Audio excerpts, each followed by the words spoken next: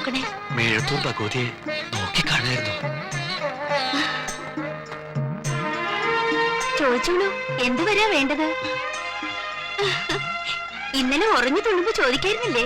ആ രൗദ്രഭാവം കണ്ടപ്പോ പേടിച്ചു പോയി. സമയാവട്ടെ, വരം ചോദിച്ചു വാങ്ങും ഞാൻ.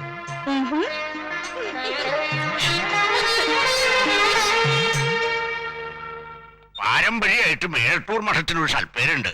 അത് പോരെ ബ്രഹ്മണട്ട? പോരാഞ്ഞിട്ടല്ല വല്ല മാമേ.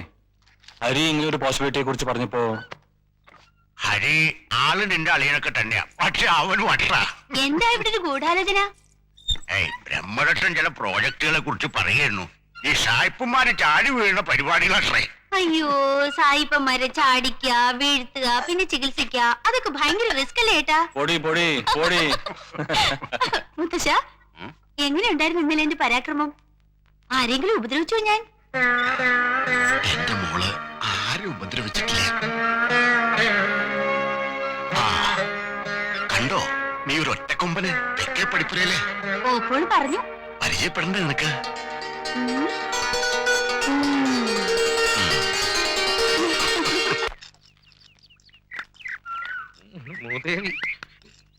വഴിന്ന് മാറുക. പ്രാതലായിരിക്കും അല്ലേ? അല്ല, നല്ല പാലട പ്രഥമനാ. എന്താ കഴിക്കില്ലേ? ഇത് ദേവനാരായണുള്ളതാ. ആ അടുക്കളപ്പുറത്തോട്ട് ചെല്ലുക. അതിഥികളെ അപമാനിക്കരുത് തിരുമേനി. ദേവേട്ടന്റെ അത്രയ്ക്കില്ലെങ്കിലും ഞാനൊരു കലാകാരനാ. കലാകാരന്മാരെ തീറ്റിപ്പോറ്റാൻ ഇതെന്താ സ്വാതിരുന്നാളുടെ കൊട്ടാര? അവിടെ അങ്ങനെ ഒരു ഏർപ്പാടുണ്ടായിരുന്നോ? ഞാൻ അറിഞ്ഞിട്ടില്ലല്ലോ. അല്ല, ഈ കൊട്ടാര എവിടെ ആയിട്ട് വരും തിരുമേനി? താൻ എന്നെ പരിഹസിക്കുക? ഏയ്, ഞാൻ ബുദ്ധിയുള്ളവരെ മാത്രമേ പരിഹസിക്കാറുള്ളൂ. അത് തന്റെ ഗുരുത്വം. ഇത് അകത്തോട്ട് കൊണ്ടു കൊടുക്കുക. അദ്ദേഹം ഉറങ്ങാണ്, ഉണരുമ്പോ കൊടുത്തോളാം. ആര് നക്കരുത്. ഓ, എന്ന് നല്ല ഉറക്കാണല്ലോ. വിളിച്ചാലോ? വേണ്ട, വിശപ്പുണ്ടെങ്കിൽ ഇങ്ങനെ കിടന്നുറങ്ങില്ല.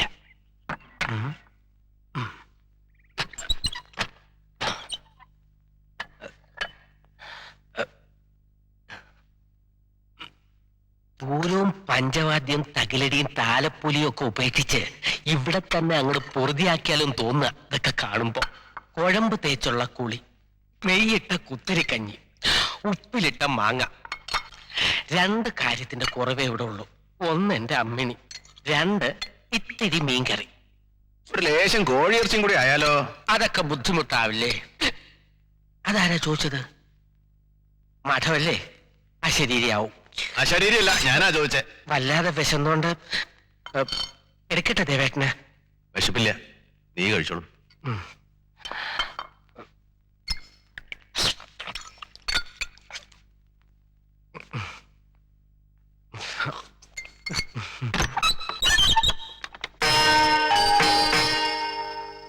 പല്ലാവൂർ ദേവനാരായണൻ അല്ലേ? കേട്ടിട്ടുണ്ട് ഒരുപാട്. മദ്യപാനി, തെമ്മാടി, സ്ത്രീലമ്പടൻ.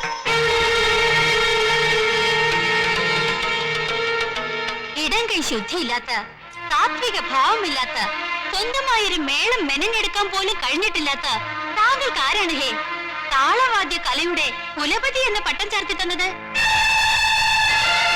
ലജ്ജയില്ലേ നിങ്ങൾക്ക് ആ പൊയ്ക്കിരീടവും വെച്ച് തല ഉയർത്തിപ്പിടിച്ച് നടക്കാൻ?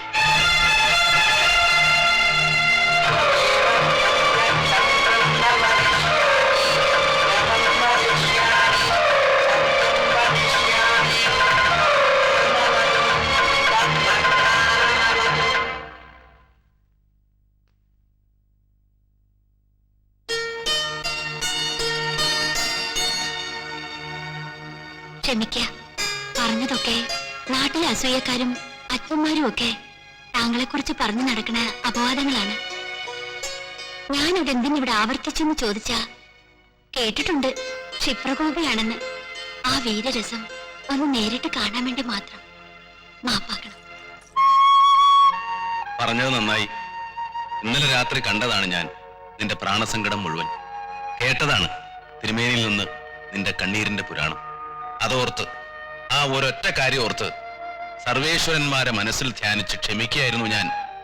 അല്ലെങ്കിൽ ഈ ഇടതുകൈ മതി നിന്റെ 32 പല്ലും തെറിപ്പിച്ച് ഈ മേഴത്തൂർ മഠത്തിന്റെ മേൽപ്പുര മൂടാൻ.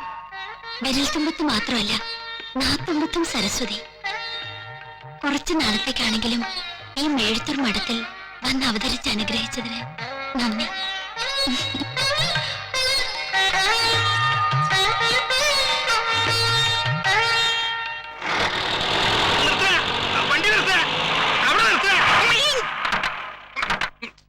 മനസ്സിലായില്ല. ഇത് കുറെ മനുഷ്യന്മാരാ. അത് മനസ്സിലായി. എന്തിനാ ഇങ്ങോട്ട് വന്നതെന്നാ മനസ്സിലാത്തെ? ഒരു വൈദ്യരെ കാണാൻ ആളുകൾ വരുന്നത് എന്തിനാന്നറിയോ? അതും മനസ്സിലായി. നമുക്ക് പിന്നെ എന്താണാവോ മനസ്സിലാവാത്തെ? ഇന്ന് ചൊവ്വാഴ്ച. ആരെങ്കിലും പറഞ്ഞോ ഇന്ന് ബുധനാഴ്ചയാണെന്ന്? ടാക്സിയും പിടിച്ചു വന്നത് മനുഷ്യന്റെ മേക്കിട്ട് അറിയണോ? എന്താ എന്നെ പറ്റി ധരിച്ചിരിക്കണേ? വ്യാച്ച്മാനായിരിക്കും അല്ലേ? വാച്ച്മാനോ? ശിവ ശിവ, മാനവനെന്ന് കേട്ടിട്ടില്ല. അല്ല, ഇതാരൊക്കെയാ വന്നിരിക്കണേ? എന്താ ഇവിടെ നിന്ന് കളഞ്ഞത്? അപ്പോഴേ കുമാര, ഇതിനൊന്ന് പിടിച്ച് കെട്ടണം. ഇപ്പൊ ആളുകളെ കണ്ടപ്പോ കുറയ്ക്കാൻ തുടങ്ങി, നാളെ കടിക്കും. കോരയ്ക്കുന്ന പട്ടി കടിക്കില്ല. അയ്യോ തിരുമേനി, ഇവര് ദേവേട്ടന്റെ വീട്ടിൽ നിന്നാണോ? എങ്കിൽ എന്താ ഇത് ആദ്യമേ പറയാതിരുന്നേ? അടുത്ത തവണ വരുമ്പോ ആദ്യം പറയാം. ഏതാ ഈ കുറുന്തോട്ടി? ദുശകുനം. പേടിപ്പിക്കുന്നോ? ദേവേട്ട,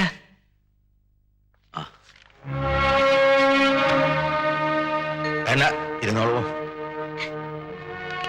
എന്റെ അപ്പു, കരയണ്ടമ്മേ, ഒക്കെ ഭേദമുണ്ട്.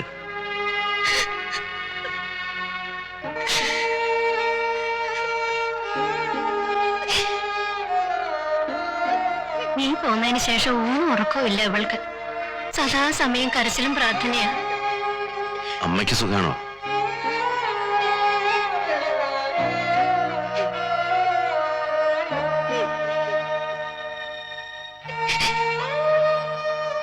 ഇനിയെങ്കിലും തീ പാളുന്ന സ്വഭാവം ഒന്ന് അടക്കി വെക്ക്. നീ അനുഭവിച്ചില്ല നീ എല്ലാം. കുടിയും കൂട്ടുകെട്ടും ഒക്കെ 4 നാഴിക നേരത്തേക്കുള്ള ഒരു വിഭ്രാന്തിയാണെന്ന് മനസ്സിലായില്ലേ? ഏത് ദേവേന്ദ്രൻ വീഴാനും ഒരുപാട് സമയമൊന്നും വേണ്ട, ഈശ്വരൻ വിചാരിച്ചാൽ.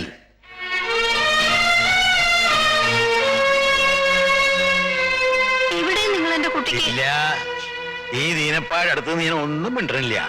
അച്ഛന്മാരെ എവിടെ ഉണ്ടാ പുൽപ്പള്ളി? മിണ്ടരുത്. കർമ്മഫലം കൊടുക്കാൻ നീ ആര്? സർവേശ്വരനോ? പ്രാർത്ഥിച്ചോണ്ട് പറയാ, മറന്നു കളയാ കലിജമ്മത്തെ. കാണേണ്ടതൊന്നും നീ കണ്ടില്ല, കേൾക്കേണ്ടതൊന്നും കേട്ടില്ല. നീ തായമ്പോ കൊട്ടി പൂരപ്പറമ്പിൽ നിന്ന് തലയ്ക്ക് വെളിവില്ലാതെ തൊട്ടപ്പുറത്തെ ചുറ്റമ്പലത്തിനുള്ളിലെ ദൈവത്തെ തൊഴാൻ മറന്നു. അവിടെയാ പഠിച്ചേ.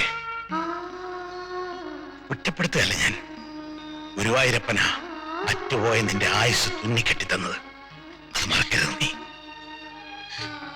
കിട്ടുന്ന സമയത്തൊക്കെ ഹരേ ഹരേ എന്ന് ജപിക്കുക. കുമാര, ആ കണ്ണിലൊഴിക്കണം മരുന്നിനെടുത്തോ.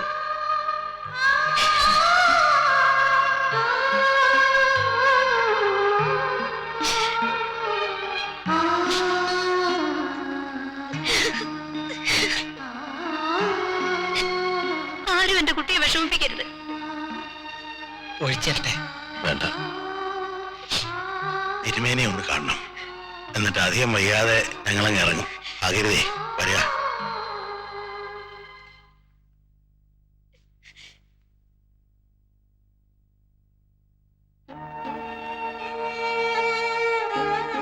ഒരു കാര്യം ചോദിച്ചാൽ ദേഷ്യം വരൂ? 2 ദിവസം ഞാനിവിടെ നിന്നോട്ടെ. എന്തിന്? ഈ കാൽക്കലിരുന്ന് നാരായണ നാമം ചൊല്ലാന്. വേണ്ട, അതിന് അമ്പലമുണ്ട്, പോയിക്കോളൂ.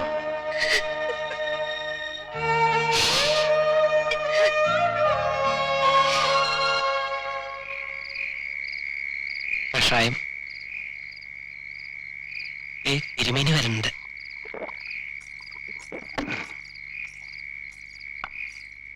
ഇരുന്നോളൂ, ഇരുന്നോളൂ. എങ്ങനെയുണ്ട് വേദന? ഇത്തിരി കുറവുണ്ട്. വിശാഖ നക്ഷത്രന്നല്ലേ പറഞ്ഞത്? അതെ. തുലാക്കൂറാവണം. ദശ വളരെ മോശ. രാജകൊട്ടാരത്തിൽ ജനിച്ച് കാരാഗ്രഹത്തിൽ ജീവിക്കുക. ചുറ്റും ബന്ധുജനങ്ങൾ ഉണ്ടായിട്ടും അനാഥനായിരുന്നു നിലവിളിക്കുക. ആകപ്പാട് ഒരു അപകട ജാതക ദേവന്റേത്. ഭയപ്പെടണ്ട. ഈശ്വര വിചാരം എല്ലാറ്റിനും ഒരു പരിഹാര. ഒട്ടും ഭയമില്ല. ചിരോരേഖയ്ക്ക് മുന്നിൽ നടക്കാമെന്ന മിഥ്യാധാരണയുമില്ല. മറ്റൊരു നിർഭാഗ്യ ജാതകം. ദേവന് ഇവിടെ കിടന്ന് ശ്വാസം മുട്ടുന്നുണ്ടോ? ഉണ്ടാവും. ചിട്ടയിലും അച്ചടക്കെട്ടിലും ഒക്കെ ജീവിച്ച് പരിചയമില്ലാത്ത ആളല്ലേ. ഇങ്ങനെ കെട്ടിപ്പൂട്ടിയിരിക്കണമെന്നൊന്നുമില്ല. വല്ലപ്പോഴും ഒന്ന് പുറത്തേക്കൊക്കെ ഇറങ്ങാം. നിനക്കും ആവാം ഇത്രയും സ്വാതന്ത്ര്യം. വല്ലതും ഒക്കെ പറയാൻ ഒരാളായില്ലോ. കാരാഗ്രഹത്തിൽ ജീവിക്കുക ചുറ്റും ബന്ധുജനങ്ങൾ ഉണ്ടായിട്ടും അനാഥനായി നിന്ന് നിലവിളിക്കുക. ഒക്കെ കേട്ടപ്പോ മുത്തശ്ശൻ എന്റെ ജാതവും വായിക്കുകയാണോ എന്ന് തോന്നിപ്പോയി. ആദ്യം ഒരു അപസ്മാരത്തിലെ ലക്ഷണമായിട്ടാ തോന്നിയത്. പിന്നെ വല്ലാത്തൊരു ഉന്മാദ അവസ്ഥയായിരുന്നു അത്. ആ സമയത്ത് ബോധം ഉണ്ടാവും ചോദിച്ചാ അതെനിക്ക് നിശ്ചയില്ല. കാണുന്നതിലൊക്കെ കണ്ണീര് പറ്റിപ്പിടിച്ചതായി തോന്നാ. മുഖമില്ലാത്തൊരു സത്വവും അലർച്ചയോടെ പിന്തുടരുന്നതായി തോന്നാ. അപ്പോഴുണ്ടാവണ ഒരു വിഭ്രാന്തി പറ്റി പറഞ്ഞ ദേവേട്ടിന് ക്ഷമിക്കണം, അങ്ങനെ വിളിക്കാവോന്നറിയില്ല. പലപ്പോഴും ആഗ്രഹിച്ചിട്ടുണ്ട്, പ്രാർത്ഥിച്ചിട്ടുണ്ട്. അങ്ങനെയുള്ളൊരു നിമിഷത്തില് ഈശ്വര എന്നെ അങ്ങ് തിരിച്ചു വിളിക്കണേ എന്ന്. അരുത്. ഇത്തരം നിമിഷങ്ങളിൽ തളർന്നു പോയാൽ പിന്നെ ഒരിക്കലും പിടിച്ചു നിൽക്കാൻ പറ്റിയെന്ന് വരില്ല.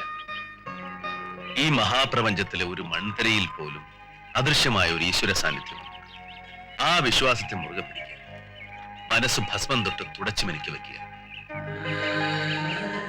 ഒരു കലാകാരിയായി തീരുക എന്ന് വെച്ചാൽ എത്രയോ ജന്മാന്തരങ്ങളിലെ തപോഫലമാണ്. അറിയോ സീതാലക്ഷ്മിക്ക്? എന്നെ ഒരു വക്കീലാക്കാനാണ് അച്ഛൻ ആഗ്രഹിച്ചത്. ചെറുപ്പം നാൾ മുതലേ പൂരപ്പറമ്പിലും ചെണ്ടപ്പുറത്ത് കോല് വീഴുന്ന ദിക്കിലുമൊക്കെ ചുറ്റിക്കറങ്ങി നടക്കാനായിരുന്നു എനിക്ക് കൗതുകം. നിയമഗ്രന്ഥങ്ങളുടെ താളിയോലകൾ അരിച്ചു നടന്ന ഒരു പുഴുവായിരുന്നെങ്കിൽ ഞാൻ ഇന്ന് ഏതെങ്കിലും മജിസ്ട്രേറ്റ് കോടതിയിൽ തൂങ്ങിക്കൂടിയിരുന്നില്ലേ. അഹങ്കാരം പറയല്ല. അസ്ഥി ഒഴുക്കാൻ പാപനാശിനിയിലേക്ക് പോകുന്നവരുടെ കൂടെ അകമ്പടി സേവിച്ചു കൂട്ടുന്ന അതേ ചെണ്ട കൊണ്ട് സാൻ ഫ്രാൻസിസ്കോയിലും ജർമ്മനിയിലും പാരീസിലും ഒക്കെ ഇന്ദ്രജാലം കാണിച്ചു ഞാൻ. നായിപ്പ് ബോധമറ്റു നിന്നു. പൊന്നാടയും പാരിതോഷികങ്ങളും കാൽക്കൽ വെച്ച് നമസ്കരിച്ചു. അല കടലാണ്. ഒന്നുകിൽ അതിനെ പേടിച്ച് മാറി നിൽക്കുക, അല്ലെങ്കിൽ അതിൽ വീണ് മുങ്ങി മരിക്കുക. ഇത്രയും കാലം നീ പഠിച്ചു എന്ന് അവകാശപ്പെടുന്ന നൃത്യങ്ങളെല്ലാം താളവാദ്യങ്ങളുടെ കാലപ്രമാണത്തിനൊപ്പിച്ച് അവതരിപ്പിക്കാൻ കഴിയുമോ നിനക്ക്? നിന്റെ എല്ലാ അജീർണങ്ങളും മാറി നീ ഒരു മനുഷ്യ സ്ത്രീയാണ്. കാമുകിയാകും, ഭാര്യയാകും, അമ്മയാകും.